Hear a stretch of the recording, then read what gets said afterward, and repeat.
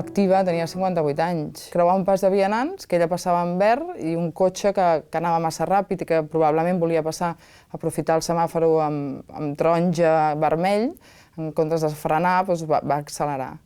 I no es va morir a l'acte, va quedar en coma. Jo recordo els dies posteriors, pensava, com pot ser que la vida continuï, saps? Que veies al carrer, que tothom va treballar, hosti, em feia pensar, com pot ser que la vida continuï sense ella, saps? I a vegades planteges, jo me'n recordo que no m'esborrava el mòbil, pensava, si em truca.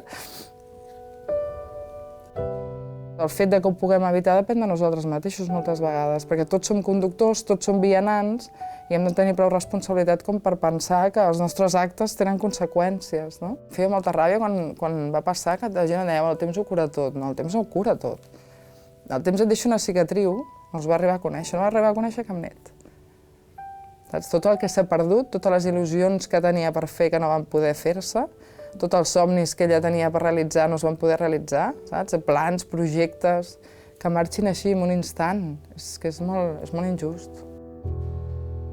Podem evitar-ho. Generalitat de Catalunya.